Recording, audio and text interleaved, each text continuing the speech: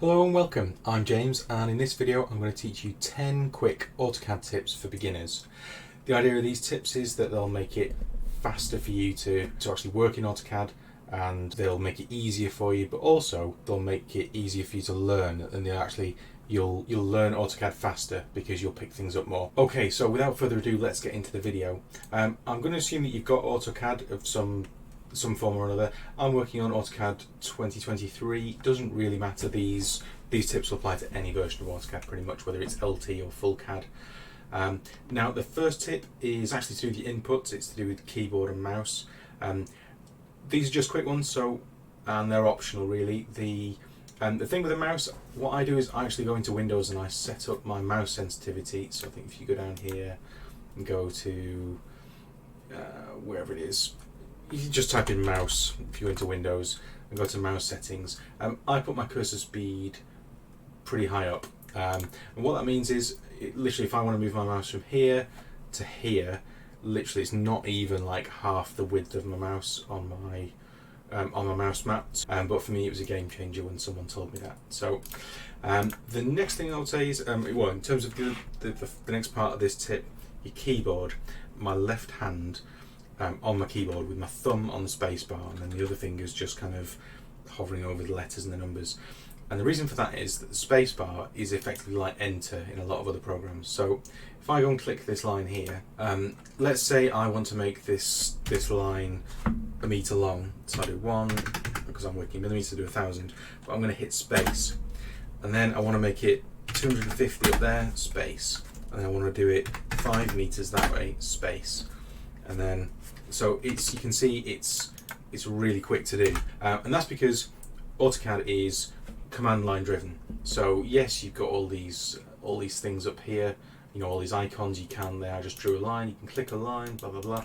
But if you actually hover over anything up here, you'll see that it's written. You see written bottom, just above where it says press F1 at the bottom there, it says line. So if I come down here and I type in line, and you see all the different keywords that come up. So if I just type in a letter, I can actually just press L space and I've done something. So what you'll find is, let's say there's lots of commands. Essentially, so typing things in is the faster way to go. And so tip 2 is the F2 key. So if you go up to your keyboard and press F2 on it, it will bring up this, which is the command line. So this kind of falls on from what I was saying before. The reason this is useful is because it helps you learn AutoCAD faster. It helps you learn what things do. Having the command line there it's so useful. Let's say I want to rotate this line here.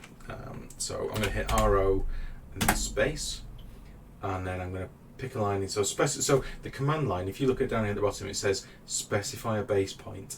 So I'm going to click there, and it tells you what to do next. So what it actually says is you can either just type in a rotation angle. So I'm going to type in like 32 degrees, and it'll rotate it 32 degrees. Or you can say, oh, I want to copy it. So I actually want to leave the original one there, and I want to do one at 45 degrees.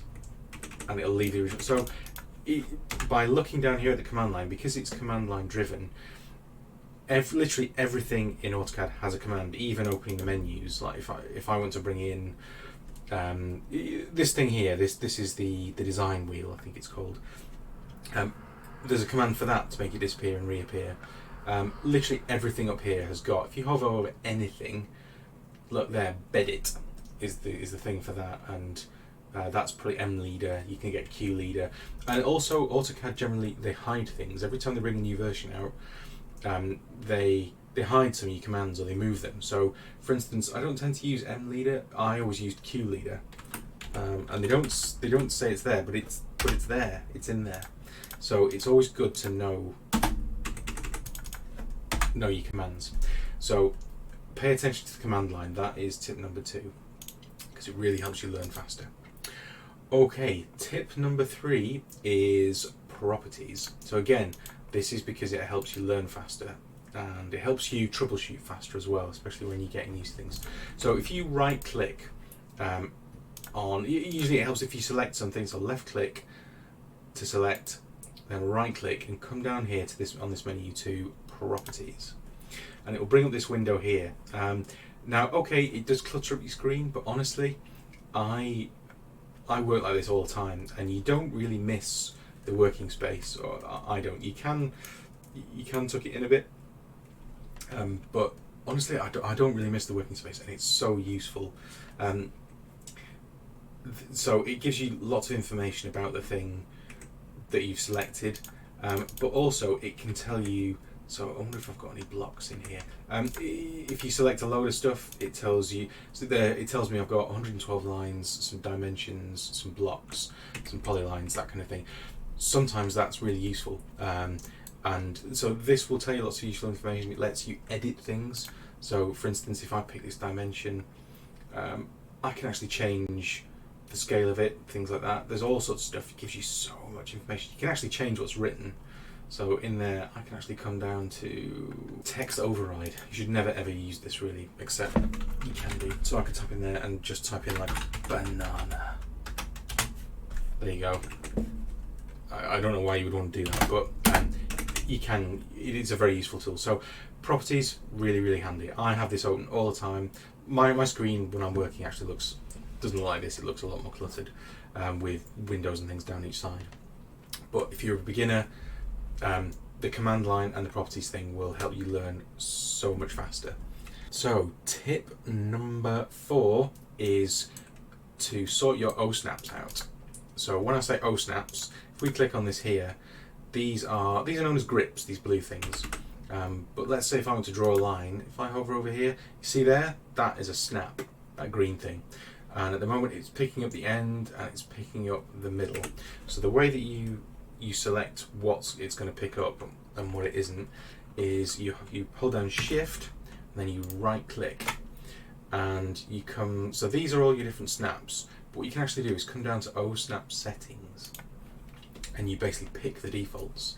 So I always have endpoint, midpoint. I usually have center for circles. I don't tend to have nodes. I will have quadrants, and some of these others. Apparent intersection can be quite handy. What you might find is if you select everything, you end up with too many options, and sometimes you actually want the midpoint, but it gives you like the the apparent intersection, which isn't the right one. So I found that this is the best for me. I don't usually have that one in, but have a play around. Okay, well, following on from that, a good segue for the snaps is the F3 and F8 keys. So if I come along and I've just picked up line here, and if I left click and pick a line, at the moment that line will go anywhere, but it wants to kind of snap to a point on a line. Let's say I want to go over here, but I actually want to go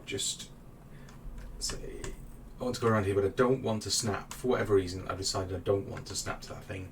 Then what I can do is I can press F3, and you see now it's not snapping. Now it's snapping, now it's not. So F3 is very handy. Sometimes you don't want things to snap, and you'll be aiming something over here, and it'll suddenly snap back to something. Sometimes something you can't even see on screen, and it'll drive you potty. So being able to turn it off is quite handy. And what F8 does, F8 is a game changer. That is to make things go orthogonally. So if you need to draw straight lines,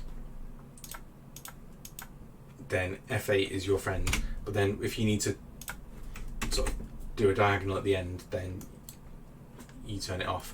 Yeah, F3 and F8 are game changers, especially when you're just starting out. It's the difference between drawing a horrible mess and drawing professional looking things quickly. Okay, the next thing is copying. So if you just want to copy something normally, yes, you can come up here and click on copy. What I tend to do is hit CP space, and then I just move the thing. Let's say if I want to make that a meter away, and that's how I do it. What's more useful is when you're copying things from other drawings. Let's say if you find, let's say I want to make a new drawing here, but I want to use this floor plan. If you come in here, and then what you need to do is, if you hold down Control Shift and then C. So it's a bit like a normal copy paste, not like a normal copy paste where you could do Control C, but it's Control Shift C. And then you pick your base point, and then come into your other drawing, and then hit Control V, and then you'll be able to paste your thing in. And it's come in and it's got all the layers with it. So that's really handy if you find maybe another block or another drawing and you want something from it. You need to do Control Shift and C to paste, and then to copy, and then Control V to paste. Okay, so the next tip I've got for you is to think about layers and get into the habit of setting up layers when you start a drawing. If you're just doing, very simple projects for yourself, then it's not as important, but they're so handy that, and if you ever do decide to do it in a kind of a professional setting, then it's worth getting into the habit of doing it.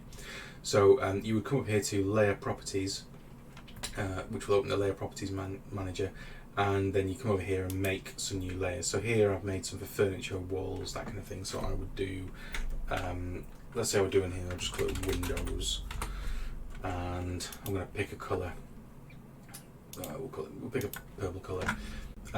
But what it allows you to do is essentially turn things off. So as you make more and more complicated drawings, say now I've drawn, if you look at this drawing here, I've got one floor plan. That's the upstairs of my house. That's the downstairs, and essentially using these two floor plans, I could draw a kind of a structural layout. I could draw a furnishings layout. I could do multiple different, I could do like furniture option 1, furniture option 2, that kind of thing. There's lots of things I could do just with these by using, if I keep the walls on one layer, see the walls are all on the walls layer, I can have like a furniture 1.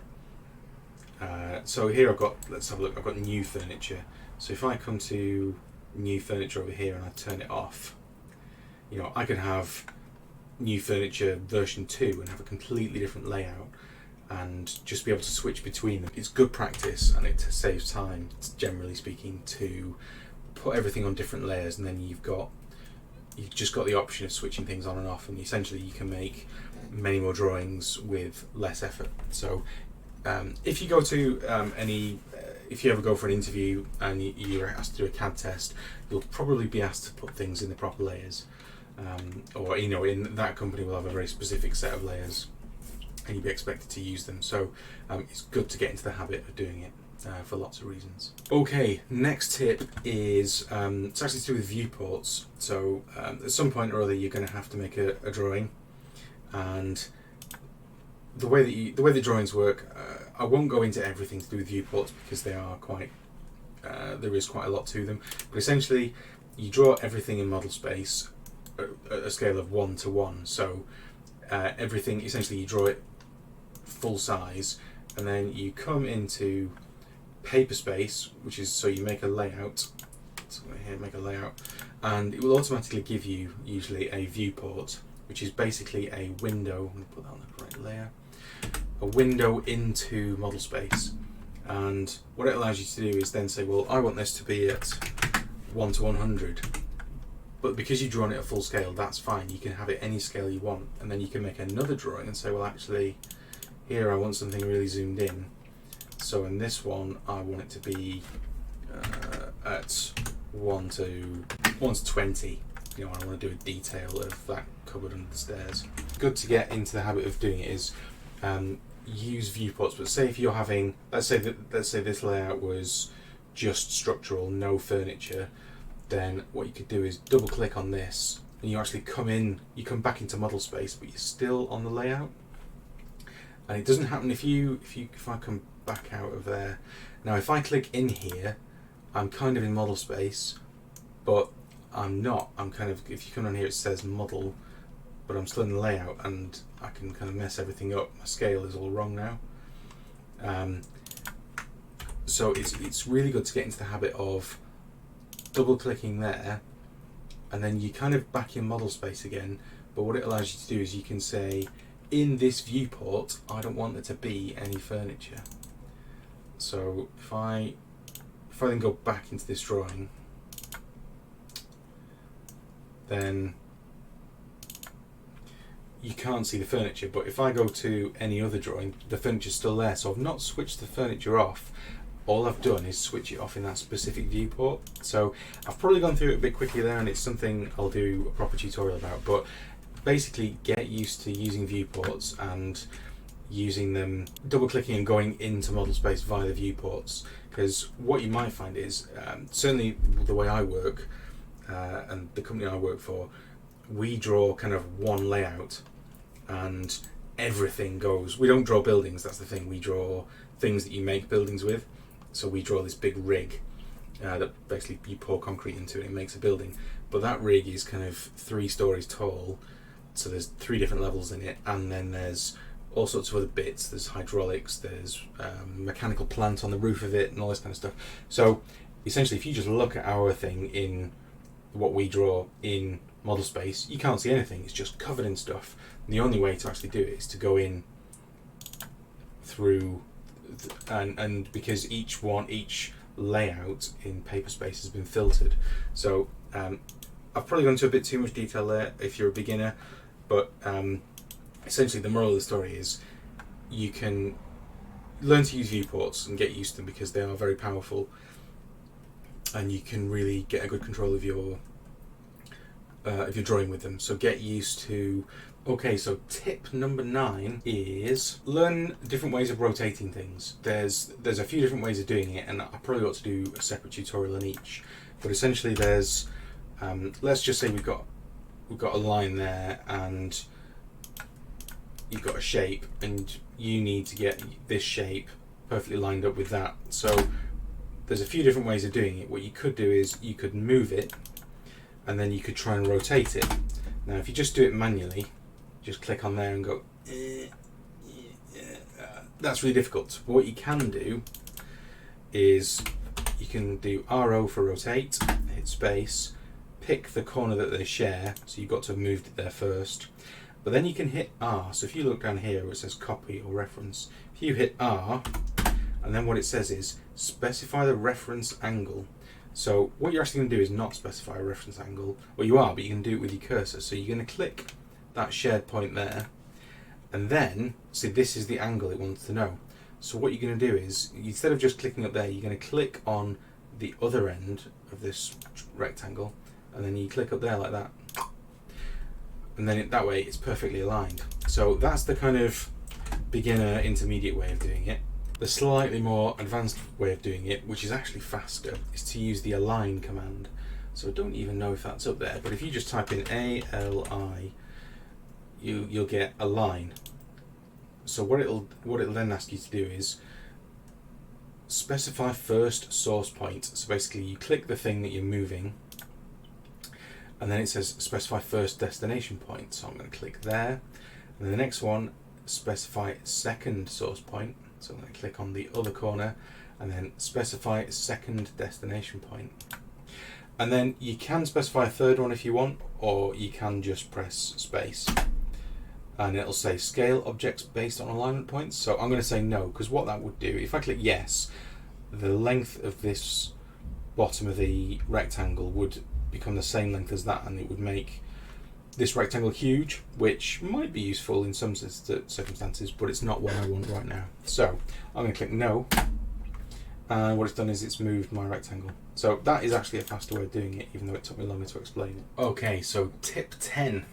The last tip, which is really, really useful, and it will save you a lot of time. And this is the Select Similar tool. So again, it's not one you'll find up here, but it's just something that's buried deep within the archaic bowels of the AutoCAD command system.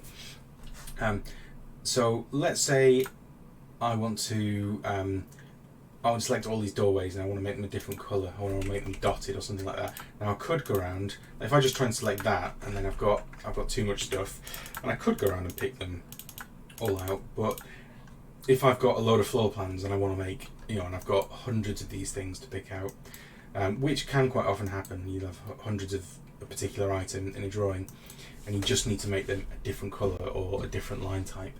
Then what you can do is you can pick on one of them, and then just start typing in select, and usually the next to the top option will be select similar. And what it'll do is it will then select everything that it thinks is the same. So quite often it's things on the same layer, but also if it knows it's the same shape. So if I do it now with these dimensions, and let's see, all I did was hit space there because it knew. So you see it picked these dimensions, but it didn't pick these ones. It didn't think these are the same. But if I do it on those, see, it picked all the other ones. So I think it's because these are on a certain layer. So these are on the dimensions layer. What about these ones? See, they're on the furniture layer. So if I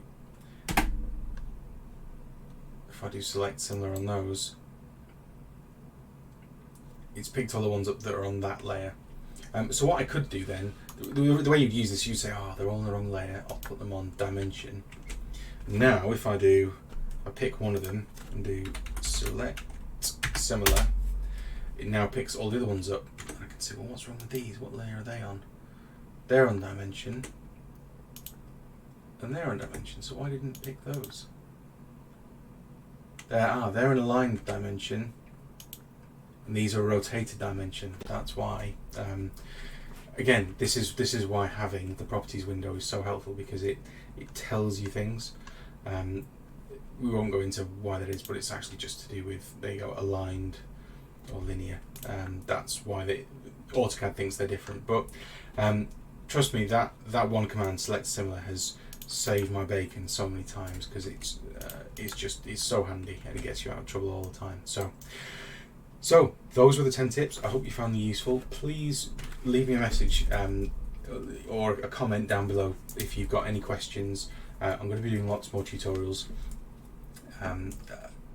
There's a million and one things in AutoCAD, and if you can think of something that you want to do, the chances are it's already been done, and there's definitely a command for it, if not 3, because AutoCAD's so old, it's been going for so long. There's always a way of doing things. So yeah, if you're a beginner and you found this useful, great, please leave me a comment and leave me a like, and consider subscribing for more. Thanks very much for watching. Bye bye.